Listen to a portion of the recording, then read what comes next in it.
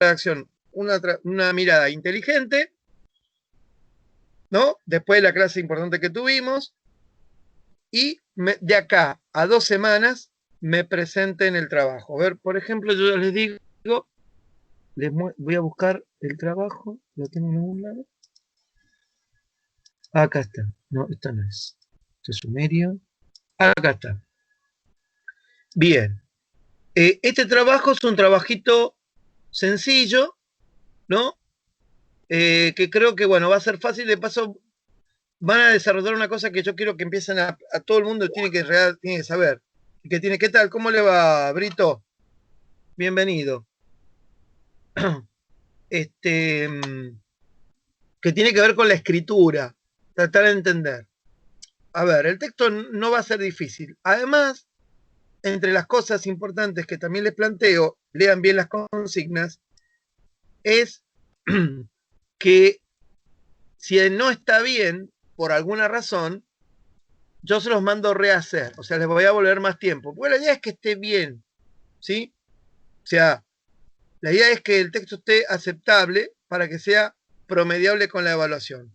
En el caso que la evaluación múltiple choice con alguna pregunta de desarrollar no sea muy buena y todos mantengamos, porque usted piensa que estamos en una situación complicada. Disculpen que me tome un mate, pero vengo de dos y no estuve tomando mate, se me estaba acercando a la garganta. Entonces, la idea es que es un texto muy sencillo. Lean bien las consignas y cualquier cosa me preguntan. Bueno, ya me quedó que Lilian es la referente del grupo, ¿sí? Gracias, Parra. La referente del grupo, no la vuelvan loca, pero sí, Lilian, usted sabe que tiene la responsabilidad de comunicarse conmigo para sus compañeros. O sea, tiene que estar dispuesta para comunicarse, ¿sí? Lo mismo puede pasar que yo, a través de usted, avise algo, ¿no? Porque a veces pasa que el Classroom no nos da aviso, no lo miramos, ustedes no lo miran y bueno, nos podemos quedar colgados. Ahora, los 7 seleccionados, eso es así. Yo seleccioné 7 compañeros, ¿sí?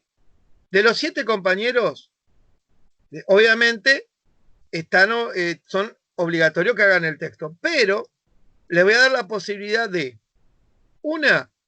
de los elegidos se pueden asociar porque puede ser de a 2 la presentación. ¿Sí? Obviamente tienen que hacerlo a través de internet sin romper la cuarentena. No me digan, profe, tuve que cruzar mi dedo Catán, rompí la cuarentena. No, nada de juntarse. Se hace todo a través de internet. Si no, Solari y Irigoyen. ¿Sí? Solitos. Ahora, ¿qué dice acá? Marco Luis de la prueba, aquellos que se anoten en forma voluntaria. A ver, bien, vamos de vuelta. Yo voy a dar los nombres que ya están en el grupo. Los nominados, los 7 nominados para esta primera entrega, que es de la unidad 1, sobre los textos de Ramón Williams, son García, Lilian González, Leonel Lazo, Daniel Molina, Rocío Parra, Ricardo Zurek y Julieta López. Son los 7 seleccionados para presentarme de acá a 2 semanas esta actividad. El resto no está obligado a hacerla. Ahora, presten atención. De estos 7, si se quieren juntar alguno de ellos dos, pónganle Lazo o González y Molina. ¿Quieren hacerlo juntos? Ningún problema. Vale lo mismo. Ahora, si alguno de estos compañeros quiere sumar alguno de los que no está en la lista, también vale. ¿Sí? Por ejemplo, Marco Glese, que ahí me preguntaba, me dice, mire, profe, Molina dice que lo quiere hacer conmigo, o Zurek lo quiere hacer conmigo, o López lo quiere hacer conmigo. Listo, ningún problema. Se pueden sumar y obviamente ya quedan exceptuados de la próxima. ¿Sí? Pero ahora los que tienen la obligación de hacer la actividad son esos 7 nombrados. Eso es obligatorio. El resto, si ellos quieren sumar a uno, compañero, lo pueden hacer. No hay ningún problema. Por supuesto, cuando envíen el trabajo tiene que estar bien detallado que están los dos, porque yo estoy aprendiendo a usar el Classroom, pero le mandé la tarea solamente a los compañeros que estaban ahí. ¿Estamos? Que quede claro. Cualquier duda, al final me preguntan. ¿Sí? Después revisen bien. Es fácil lo que tienen que hacer. Porque como hemos visto el texto, hay un power, todo. Es ponerse a pensar un poco, releer los textos y escribir. No importa cómo escriban, que salga como salga. Si hay que rehacer, yo se los mando a rehacer, ningún problema. Acá no va a ser reprobado nadie por esto. Que quede claro, ¿sí? Le voy a dar todo el tiempo necesario para rehacer el trabajo hasta que salga. Porque la idea es que salga, no hacerlos bolsa con un trabajo tonto. Pero la idea es que lo puedan realizar. Tienen 2 semanas. ¿Alguien quiere preguntar algo? Vi por ahí sentí un micrófono. Profe, ¿el texto que nos va a tocar a los que eligió ahora? A ver, Verón, vamos por partes. ¿Ya usted la elegí? Sí, ¿la elegí a usted? Sí. Ah, Verón no la elegí a Verón. No, Verón no está elegida. Exacto, a ver, no.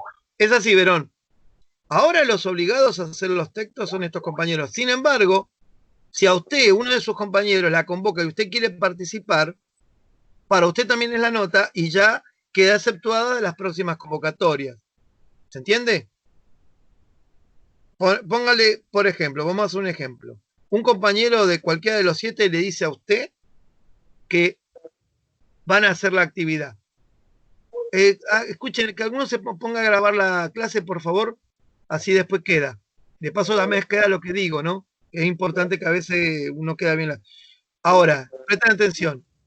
Si un compañero a usted le invita a hacer el trabajo para que le dé una mano porque le viene bien que usted le dé una mano, obviamente la nota es para los dos y usted automáticamente ya no va a participar de la próxima actividad.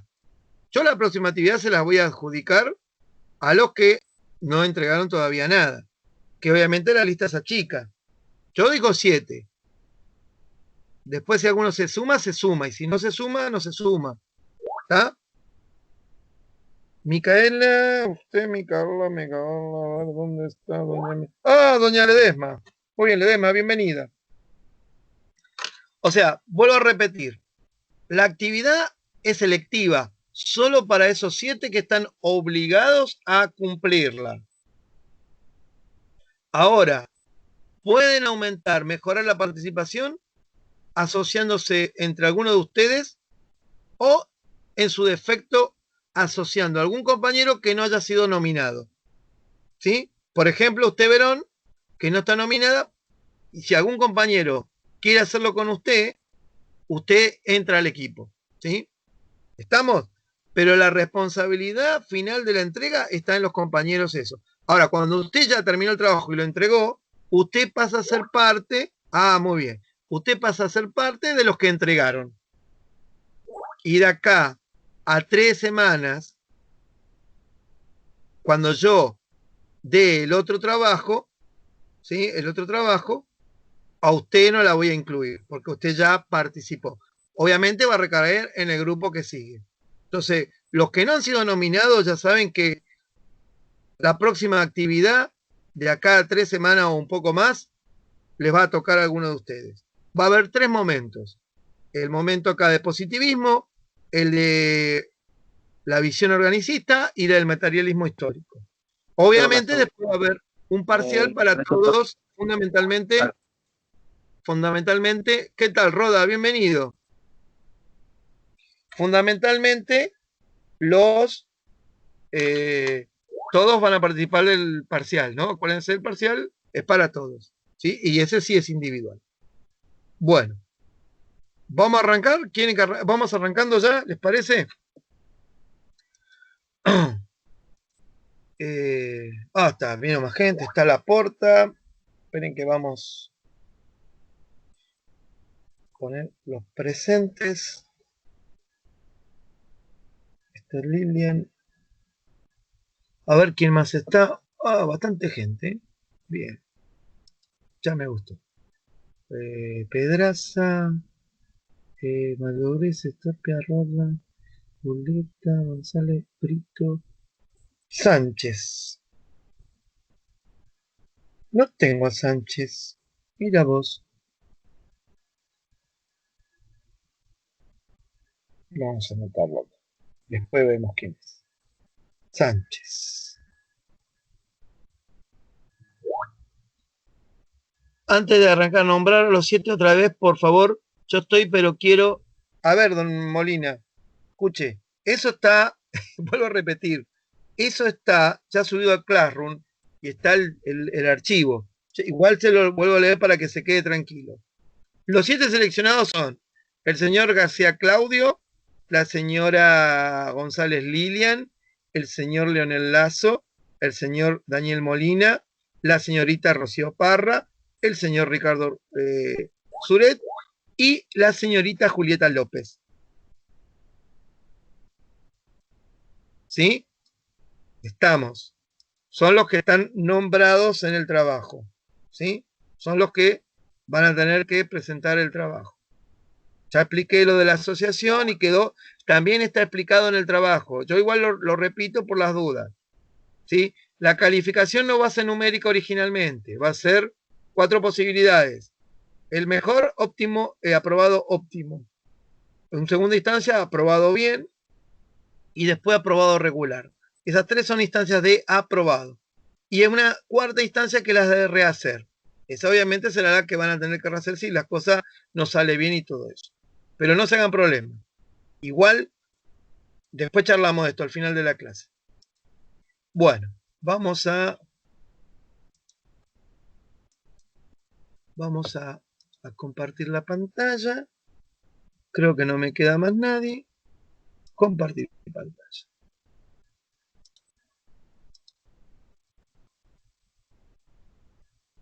Tiene que ir por acá. Bueno, ¿se ve la pantalla que estoy compartiendo? ¿Se está viendo? Sí, perfecto, Tapia. Genial. Muy bien, Pedraza, muy bien, Verón. Perfecto.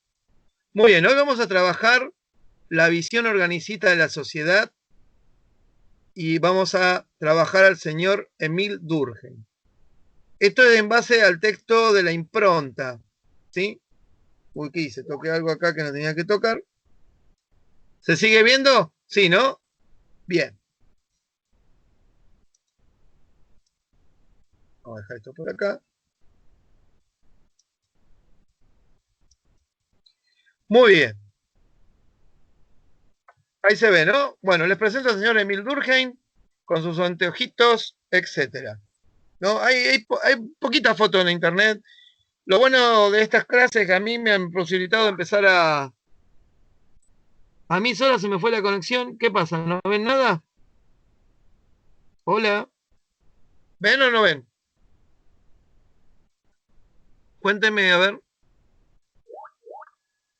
Yo veo, ahí sí, yo veo también. ¿Quién se quedó sin mirar?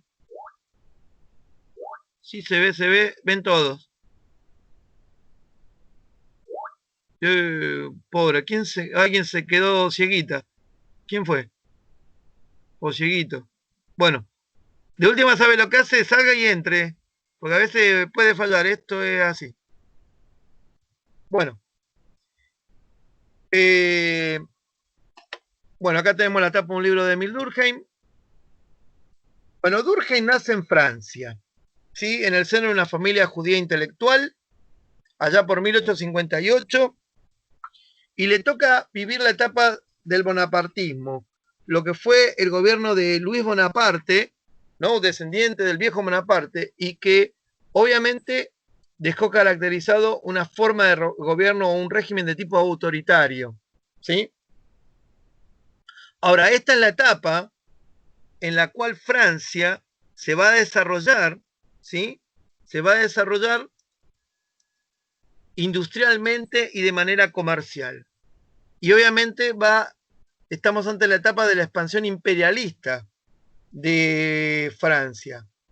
Francia, además de algunos territorios en África, como es Argelia, también va a expandirse hacia Asia, fundamentalmente a lo que se conoce como la Indochina, ¿sí? Indochina es donde está Vietnam, Laos, y ahora no me acuerdo de un país más que no me acuerdo cuál era. Laos, Vietnam, hay uno que no me acuerdo.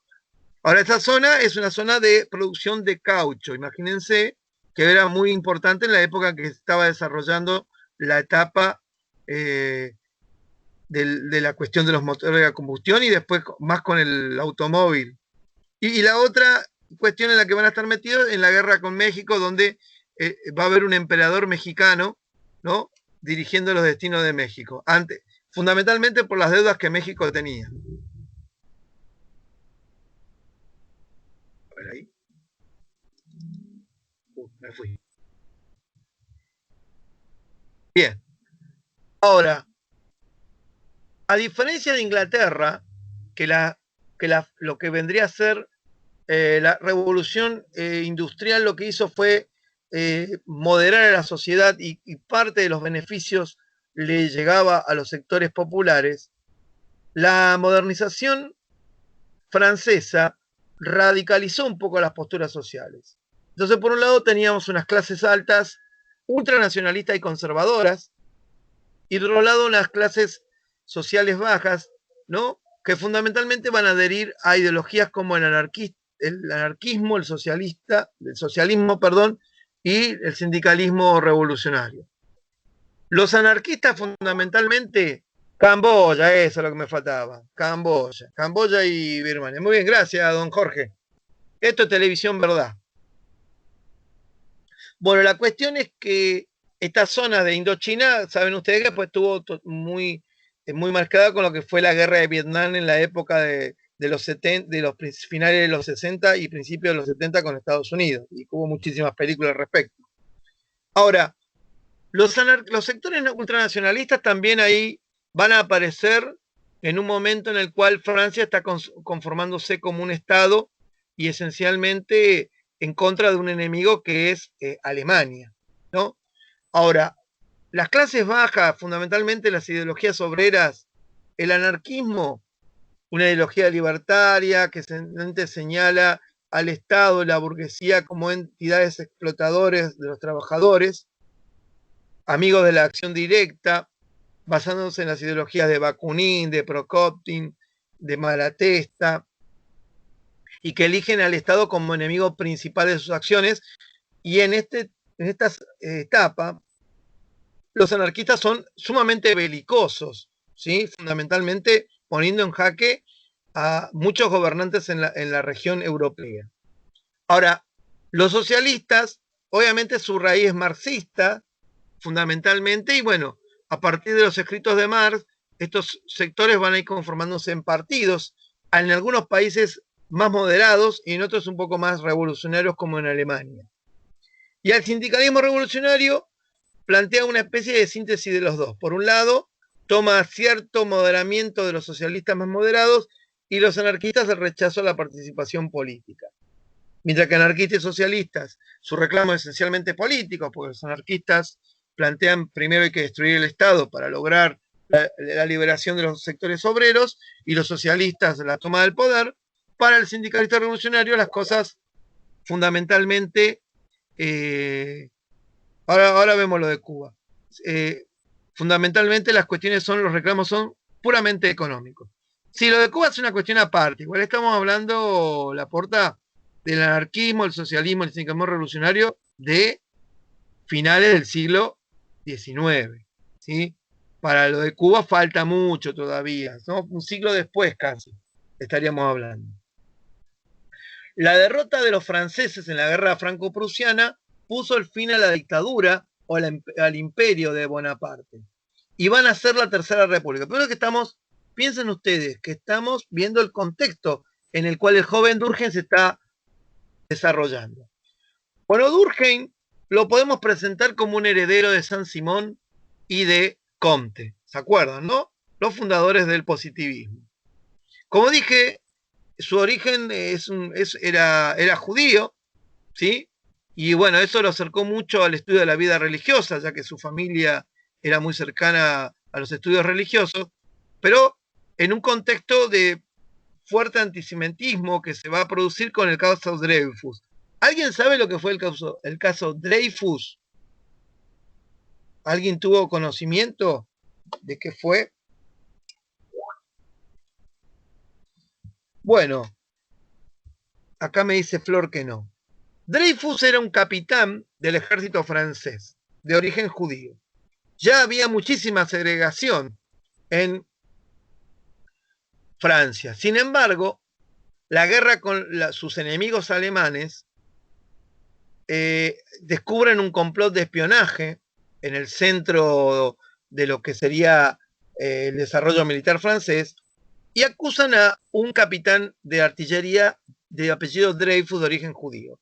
Esto desata, primero Dreyfus es acusado, tiene muy poca forma de defenderse, se lo degrada, se lo manda a una isla en América, una isla creo que Haití, termina en una isla de un protectorado francés, pero resulta que en realidad por ser judío no le habían permitido defenderse y era inocente.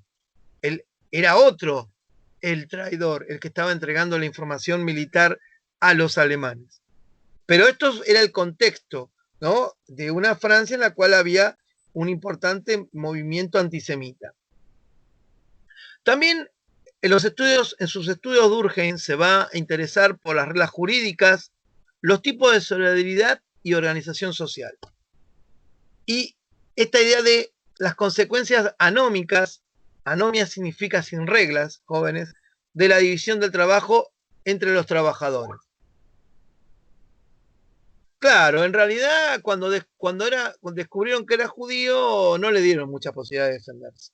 No se investigaron las pruebas, nada. Hay una película que el año pasado se filmó, hay varias películas, pero yo la que vi hace muy poco es una película que hizo Roman Polanski, un director conocido, que la hizo en Francia, que se llama Yo Acuso. Se llama Yo Acuso porque ahí aparece Émile Zola, que era un intelectual de la época de la izquierda, y que escribe en la prensa, justamente denunciando con pruebas cómo a Dreyfus se lo había encarcelado injustamente solo por ser judío y que en realidad los mismos que habían investigado sabían que el traidor era otro y no querían dar el brazo a torcer. Incluso denuncia que preferían ocultar al espía verdadero y traidor de Francia antes que reconocer que se habían equivocado. Ahora,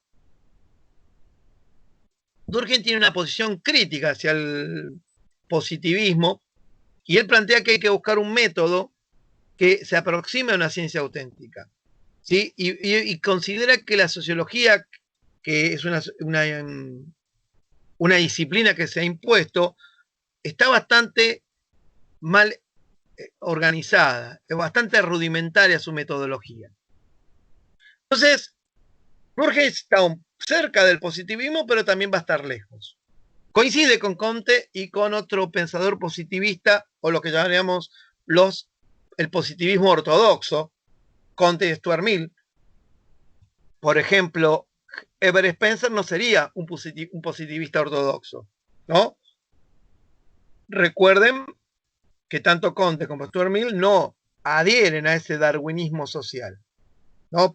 Fíjense porque eso seguramente lo van a poder ver cuando terminen de leer los textos. Profe, voy a salir porque no tengo internet. Se me corta, después se escucha la grabación. Bueno, Lilian, lamento mucho que se tenga que ir. Bueno, el tipo de conocimiento debe estar relacionado con las ciencias naturales, ¿sí? Y fundamentalmente analizar a la sociedad como un organismo social. Eso es uno de los primeros planteos que toma del positivismo Durkheim. Ahora, también toma los conocimientos médicos de la época, que son lo que terminan de dar digamos, de componer el vocabulario de el positivismo de la época. Ahora, por otro lado, a diferencia del positivismo, Durkheim hace una visión un poco más sistemática y elaborada y desde un abordaje de tipo histórico y antropológico. O sea, toma elementos que hasta ese momento el positivismo no ha tomado. El objeto de estudio de la sociología para Durkheim es el hecho social.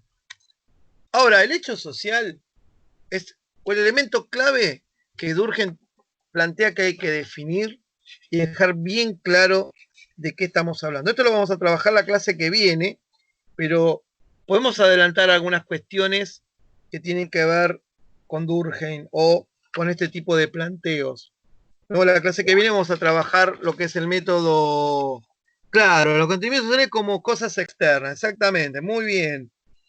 Ahí no llegué a ver quién era el que había escrito eso. Exactamente. Ahora, esto obviamente, esto planteado desde Durkheim es retomar un poco lo que tiene que ver con con el positivismo, pero a la vez agregarle elementos, ¿no?, que definen el objeto de estudio, ¿no? Por ejemplo, para Durkheim, los hechos sociales son formas de actuar, pensar y sentir, ¿sí?, que son externas al individuo, como dijo acá el compañero. Son producto de acciones múltiples y simultáneas, ¿no?, tanto de modelos colectivos preexistentes, o sea, están antes que el individuo nazca.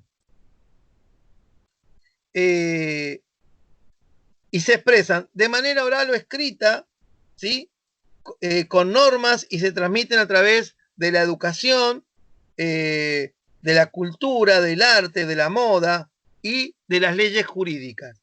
Después lo vamos a estudiar. Pero esta cuestión de la externalidad y que el hecho social es preexistente al humano o al hombre, hace que el objeto de la sociología sea externo al hombre y no interno. O sea, trata de eliminar todo el subjetivismo que podría tenerse a la hora de estudiar los hechos sociales. ¿Qué es un hecho social? Por ejemplo, para Durkheim, la educación, el suicidio, la guerra, ¿sí?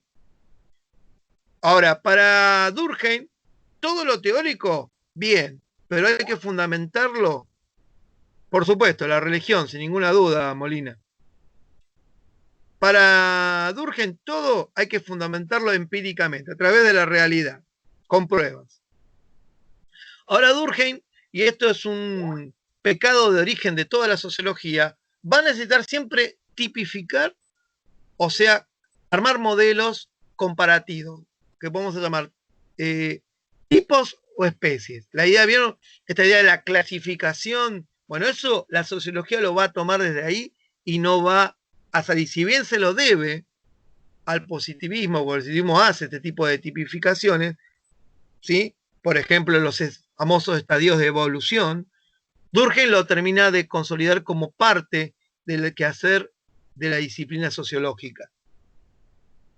Ahora, para Durkheim, la crisis de la sociedad moderna tiene que ver con factores disciplinarios, o sea, morales, más que con causas históricas, ¿no? Ahí obviamente pelea con quién, con el materialismo histórico, que vamos a discutir en otros temas. Ahora, no servía alterar el orden establecido, como planteaba el materialismo histórico, sino que había que aplicar el conocimiento sociológico de los hechos sociales para ayudar a reconstruir la sociedad y la moral en Francia. Fíjense esto. Ahora, ¿cuál era su postura intelectual frente a esto?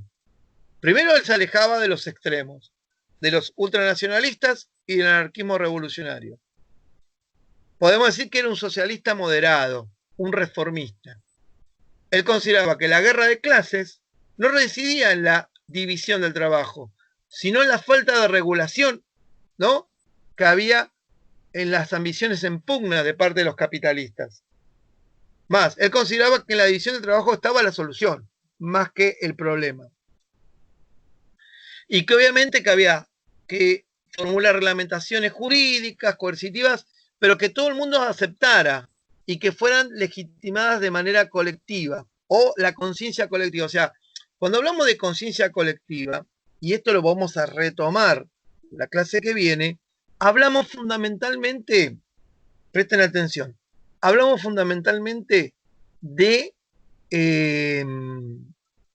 la idea de aceptar conscientemente todos algo como un bien común. ¿Se entiende? Todos para uno, para todos, ¿sí? Y todos para uno, así como los mosqueteros. Eso es lo que planteaba Durkheim. Y la conciencia colectiva es lo que hay en la cabeza de todos los miembros de una sociedad que comparten. Y en el caso de Durkheim, la idea de compartir normas y determinados preceptos morales. Entonces, justamente dice, la ausencia de reglas morales en la industria contribuye a un estado de guerra. Y no hay elementos que protejan a los más débiles, a los trabajadores. Y el Estado justamente no atiende las necesidades y los intereses de los trabajadores. Y ahí está uno de los problemas. Ojo con esta cuestión de la moral.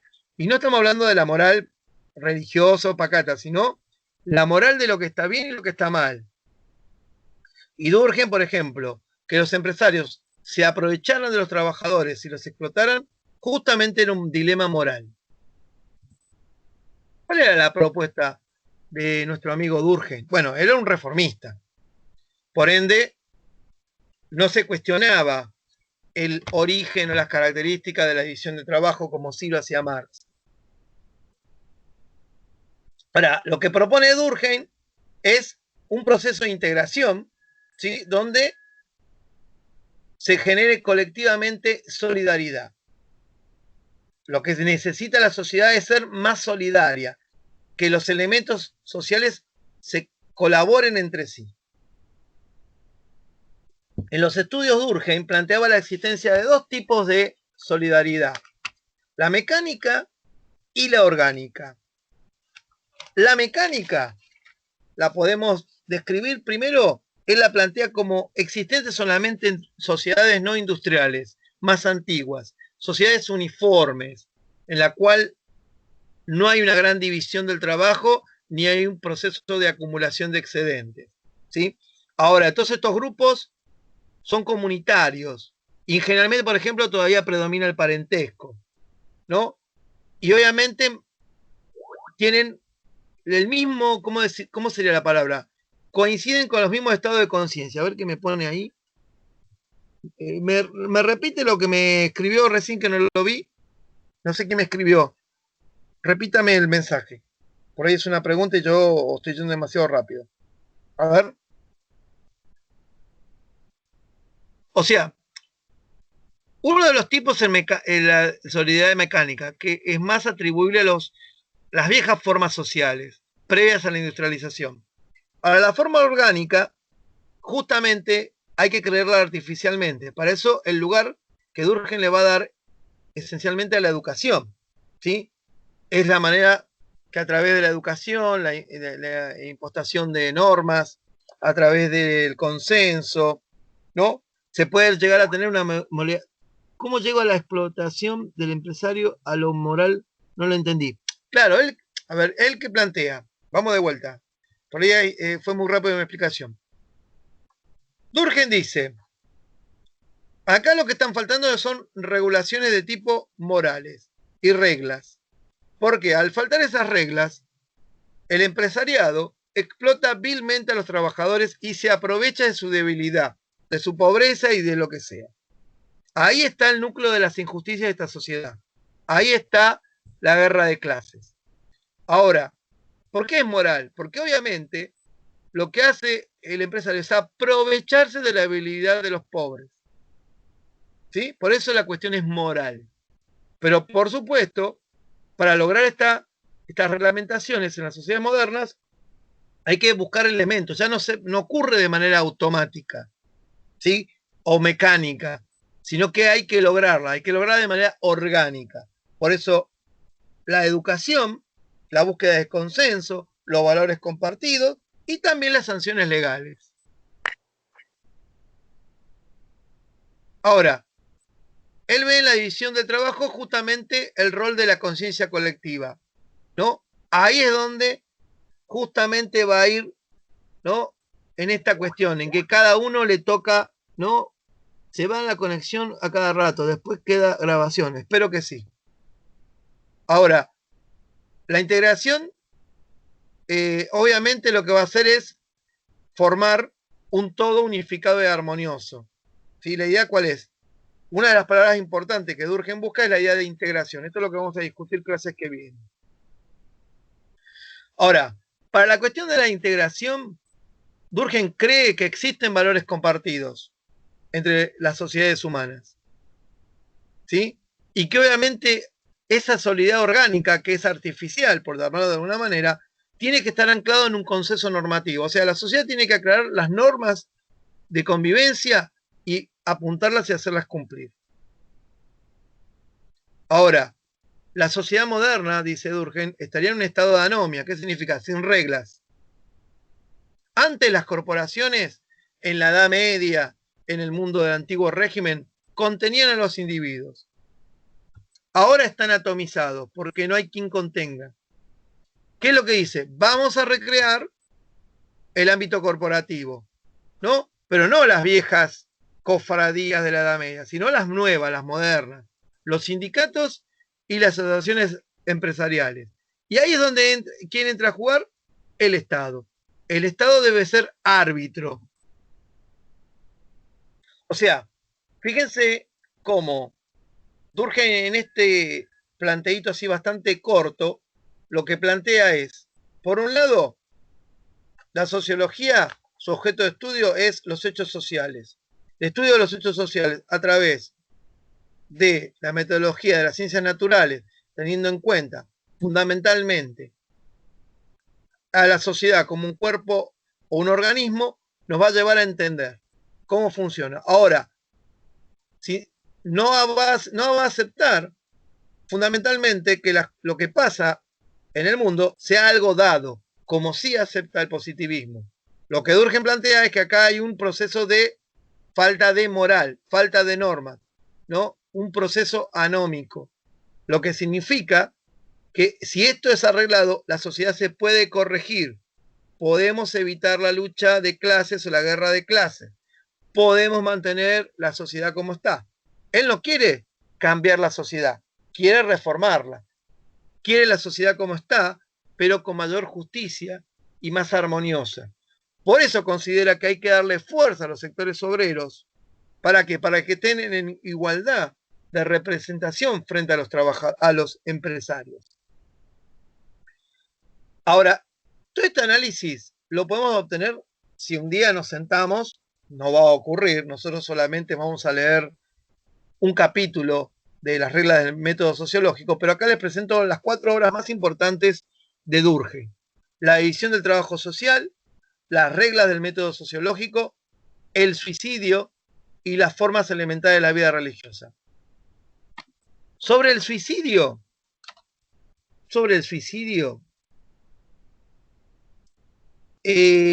Durkheim, a ver, vamos a volver a la llamada. Durkheim plantea, ahora sí, ¿me ven? Se me fueron algunos indios, me parece. ¿Me ven? ¿Están ahí? Che, no, ustedes no me dejarán hablando solo y se van a tomar mate, ¿no? Y se van a ver una película y después cada tanto vienen y me dicen, sí, estamos acá, profe. Bueno, espero que no sea así. Bueno, a ver, presten atención. Sobre el suicidio, eso lo vamos a discutir la clase que viene, porque hay un texto que habla en particular. Pero el suicidio, algo tan común en las sociedades, ¿sí? Bueno, muy bien. Plantea la idea que el suicidio no es una cuestión íntima y personal de cada persona y que obviamente lo dejamos librado a la psicología de cada individuo, sino que en realidad el suicidio tiene motivaciones de tipo social. O sea, es la sociedad la que lleva al suicidio al individuo. Lo que pasa es que el individuo lo va a interpretar de distinta manera. Y él va a poner ejemplos muy clave, muy claros, como por ejemplo el suicidio de tipo altruista, que es aquel que se suicida porque quiere proteger a la institución o a la corporación en que pertenece. Por eso, el suicidio de los militares para evitar la deshonra es muy común. Después está el suicidio de tipo egoísta, la mujer que su marido muere y decide, ¿no?, suicidarse, ¿no?, y seguirlo al hombre al otro lado, ¿no?, al más allá a su marido. Lo hace porque no quiere vivir en esa situación. Pero el que más le preocupa ver es el anómico, el que tiene que ver con el rechazo a las normas de la sociedad o las faltas de normas de la sociedad. Y esto obviamente es lo que vamos a estudiar. ¿Sí? En los últimos años, Durkheim fue uno de los tipos más brillantes que hubo en la intelectual final del siglo XIX y principio del siglo XX. Sí, después vamos a ver, él hace una clasificación donde los suicidios aumentan y en qué religiones hay más suicidios que en otras. ¿Sí? Después vamos a ver que hace una especie de estudio bastante interesante. Eso, ya veo que algunos han estado leyendo, adelantando lectura. Me parece muy bien. ¿La cuestión cuál es? La cuestión es que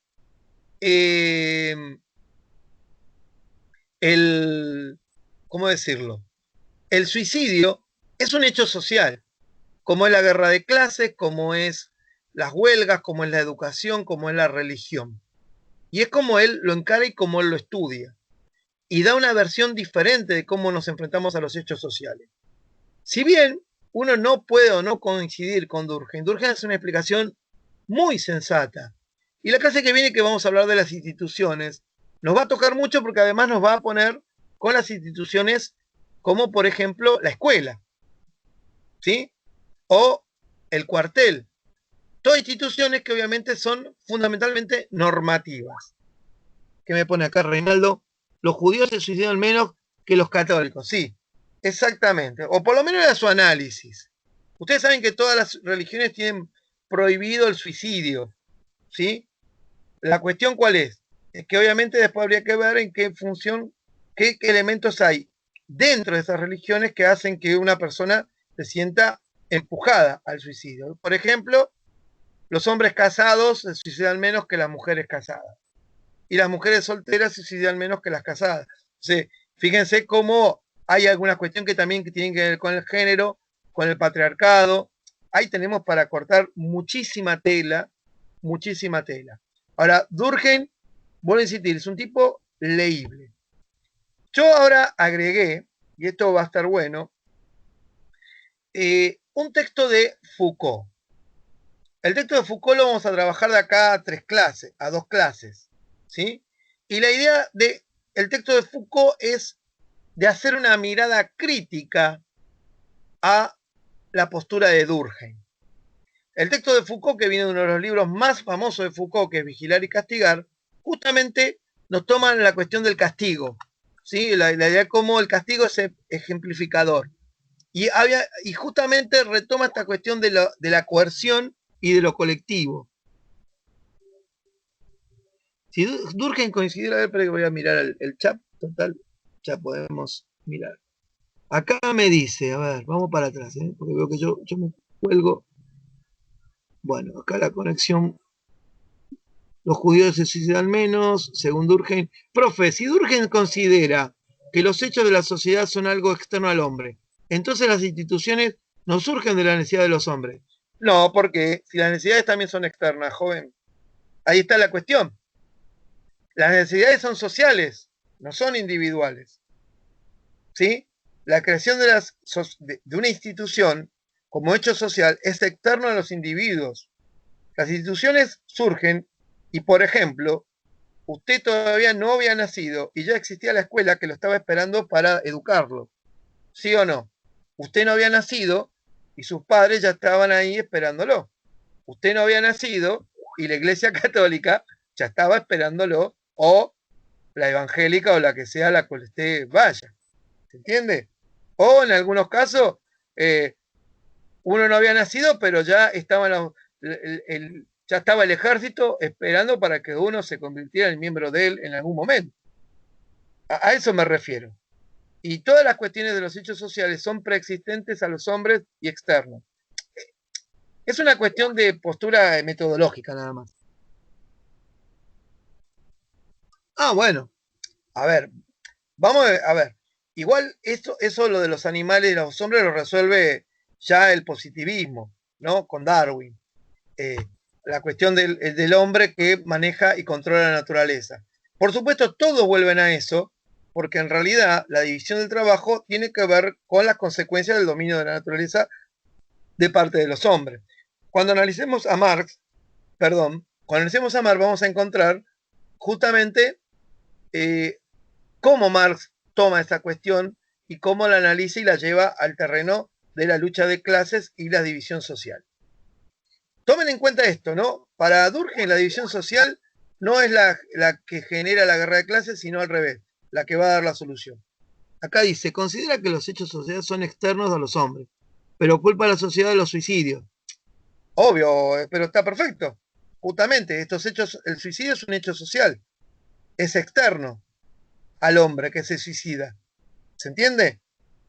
Tiene que ver, por ejemplo, con una sociedad que exige determinados cánones que el que nos cumple se siente un infeliz. O a las mujeres que son presionadas a la maternidad o incluso al matrimonio no querido. O a los militares que frente al quiebre de sus carreras o en la política, antes usted piense que el suicidio era una salida honorable y bien vista incluso.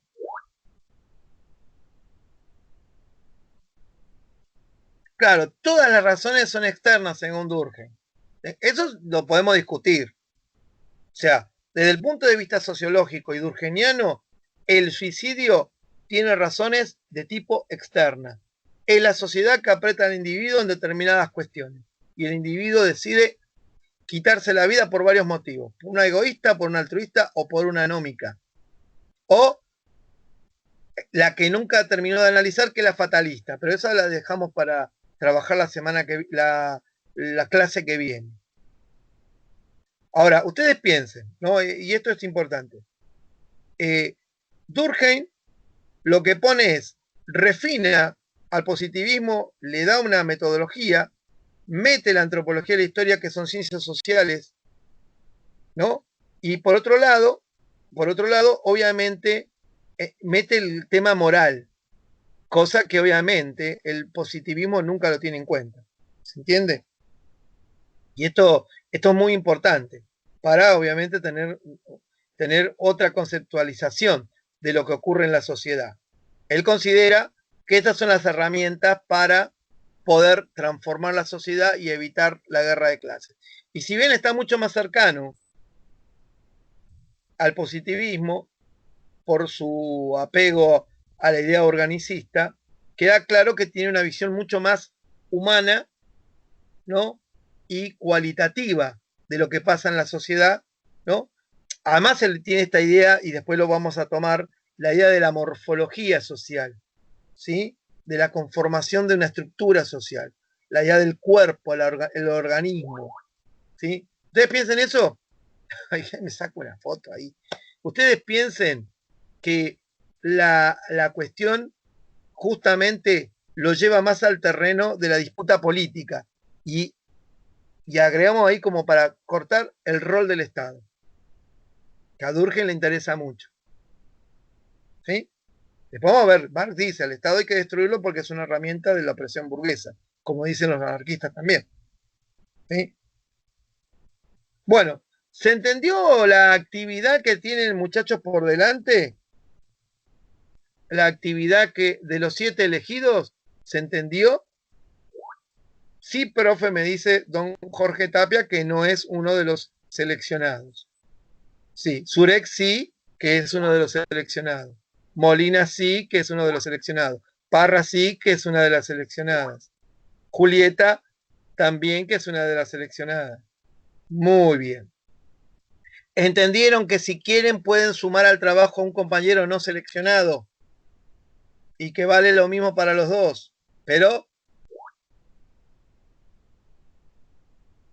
bien, perfecto. Manéjenlo como ustedes quieran. Pueden sumar de afuera. A ver, fíjense, pueden sumarse entre ustedes o pueden sumar de afuera. Ningún problema. Lo que sí es que tienen la responsabilidad de entregar esos 7. Y después, si quieren sumar alguno de afuera, mejor.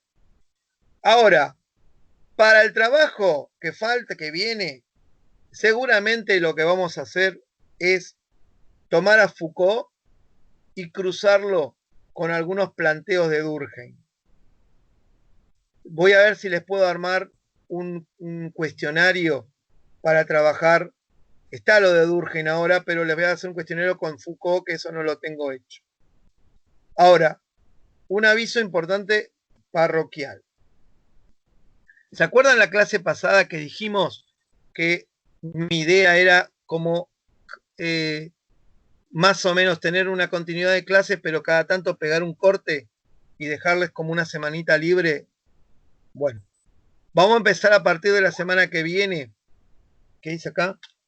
Es más fácil porque Foucault es más... Sí, bueno, yo no diría Foucault fácil porque ese libro es fantástico, pero no se lo tome muy fácil porque por ahí después uno se enmaraña y además Foucault es como muy mentirosito. O sea, te engaña, te atrapa y después vos terminás no entendiendo mucho porque te llena de conceptos y te ametralla. ¿Sí? Y eso es una arma de doble filo a veces. A ver, la clase que viene el próximo lunes, escuchen, presten atención. El próximo lunes no vamos a tener clase videollamada. Vamos a tomar un descanso, un corte. ¿Está claro? ¿Sí? Yo ahora me empiezo a armar, lo que significa que la próxima clase, ¿sí? Vamos a tomar, eso no significa que no les vaya a subir un cuestionario de Foucault, no significa que no les mande un video para ver, o sea, cosas van a ver. Lo que justamente, claro, avancen con la lectura, pónganse al día. Esto lamentablemente, chicos, va a ser largo. Yo estoy acá mirando algunas cuestiones, ya les digo. Nos vamos a volver a encontrar. La idea mía es ir segmentando. Por ejemplo, la semana que viene, no los tengo a ustedes, pero voy a tener a cuarto y voy a tener a primero. Ahora, una cosa importante que tengo que hablar con ustedes. Por ejemplo, la semana que viene es 4 de mayo, no tenemos. Volvemos a encontrarnos el 11. ¿Está claro? ¿Les quedó claro eso? Lo sube Mica, ¿qué es eso? Bueno, genial. No entendí. Están hablando entre ustedes. Me da caliente. La entrega, sí señor, es el 11 de mayo. Exacto.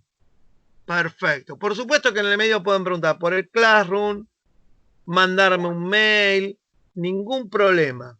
Ahora, presten atención. Un tema importante que casi me olvido.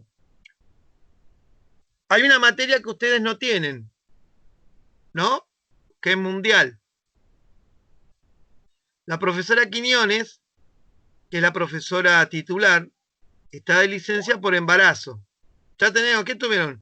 Sí, no, pero Mármol mandó un coso, pero lo que vamos a hacer va a ser, nos vamos a dividir. Bueno, mañana nos vamos a poner de acuerdo. Fíjense por las dudas, porque por ahí, sí, yo sé que Mármol les mandó, pero no terminamos de acordar. Así que no se extrañen que la semana que viene, si bien no tengamos sociología, los termine convocando para un encuentro por mundial. ¿Sí?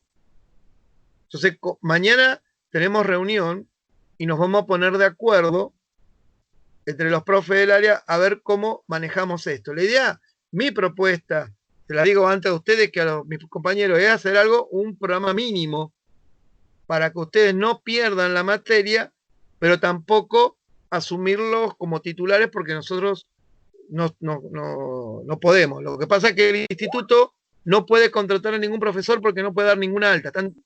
Ninguna alta se puede dar en ningún colegio. O sea que toda la gente que entra a licencia, púmbate. No la puedes reemplazar. Claro, lo que justamente hay que arrancar es un texto de Legoff sobre la caída de Roma y todo eso.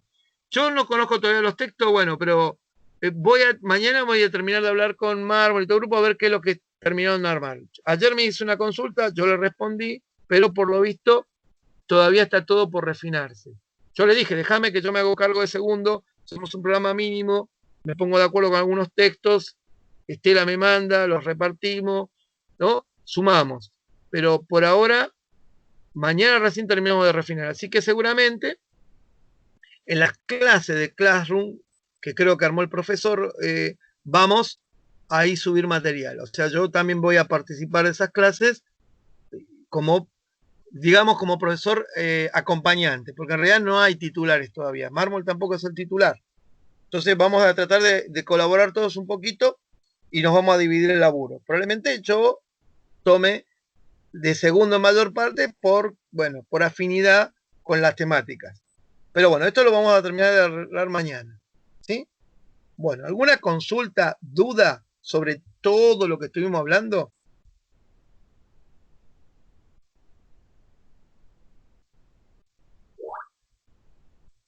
No, profe, dice Don Molina. Muy bien. Tampoco Florencia, genial, profe. Todo claro. Bien, ninguna duda, ninguna duda. El tema de los parciales.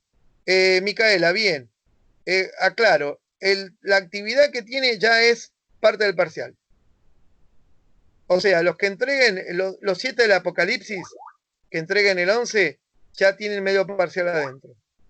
Si esa es su pregunta. La segunda parte del parcial es un múltiple choice con una pregunta a desarrollar que se va a promediar con esta actividad y de ahí tendremos una nota de parcial.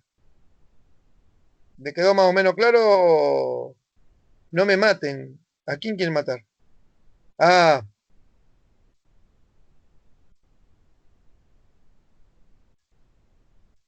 no, profe, por ahora no.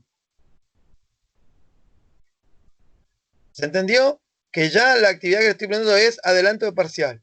O sea, vuelvo a repetir, los 7 trabajos que me lleguen o los trabajos que me lleguen, para esas 7 personas es adelanto de parcial. Ya tienen medio parcial adentro.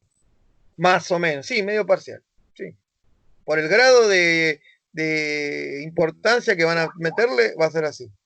La idea es esa. Por supuesto, no se confíen, porque a veces el múltiple choice es lo más engañoso que hay. Estoy mandando múltiple choice a los pibes de la secundaria y algunos fue un desastre. Y yo digo, no puede ser. Lo tienen que hacer con los textos. Sin embargo, queda claro que a veces la falta de lectura es todo. Bueno, ahora sí, ¿quedamos? ¿Le quedó claro, doña Micaela? ¿Qué dice acá? Sí, no sé yo qué voy a comer. Sí, yo voy a hacer unos fideitos también. Hoy, tranquila comida. Bueno, gente, nos vemos. Cuídense. Coman lindo. Sigan manteniendo los protocolos de cuidarse. Los que trabajan, doble cuidado. Y cuiden a su gente, a los viejitos y ustedes. Y nos vemos pronto. Y bueno, seamos responsables.